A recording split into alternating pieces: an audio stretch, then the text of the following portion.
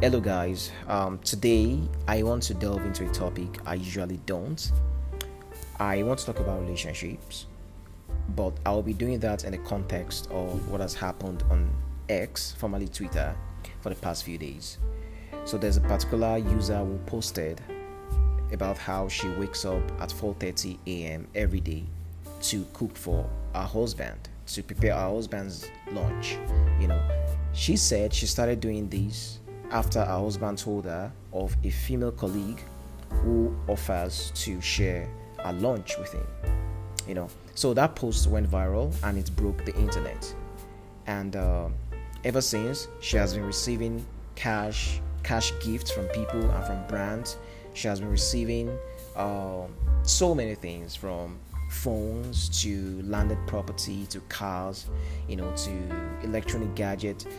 She's received so many things from people.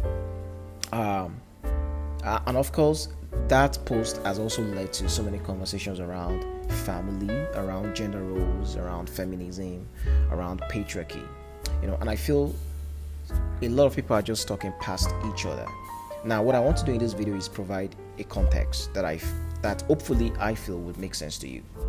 Now, first off, I don't have a problem with people who believe in gender roles. If you believe that you as a man, you are the head of the house and whatever, just find a woman who agrees with your philosophy, and I'm good. And if you are the kind of guy who also believes in a modern type of family, you believe in equality and all that, I don't have a problem with that. Which is why I think all this discourse around relationship doesn't really make sense. At the end of the day, everyone fancies themselves as some kind of an expert on relationship on social media, which is why I really don't delve into all that. But regardless, I feel the whole conversation around gender roles misses the context, which is that the economy we have today is markedly different from the kind of economy our forefathers had. Today, it is almost impossible for most people to raise a family on a single income.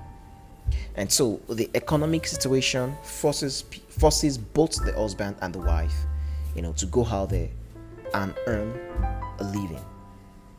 That is the reality for most families out there. Most families have a working father and a working mother. And what that means is, when you have a system like that, you're gonna have to make a lot of compromises on gender roles. Even if you believe in traditional gender roles, even if that's the kind of family you have, the moment your wife works and you also have to work, especially if both of you guys are doing a traditional 9 to 5 jobs, the truth is you're gonna have to make a lot of compromises on gender roles.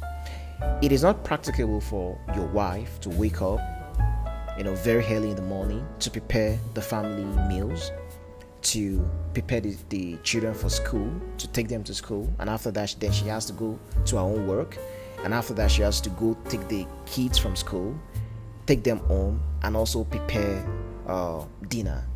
It's really not practicable for most people, and I think that is the context that is missing in this conversation. Now, in all fairness, Mumzee, according to her, was able to do all this because she is a housewife. At least I know she has gotten a job now and all that, but until she got a job, she was a housewife. And so yeah, it was possible for her to do that. It was possible for her to wake up at 4:30 a.m. and prepare her husband's lunch. But for most people, that is not practicable. It is not practicable for a woman who has to report to work, 8:30, 8 a.m., 9 a.m., and then she has to do all that for her husband, her kids, and then prepare herself to go to work again. It's really not practical for most people. I remember when I started working in 2020, yeah, I was living in Songwater in Ogun State, and I was working in Ikeja, GRA in Lagos. I needed to have been on the road latest 6 a.m.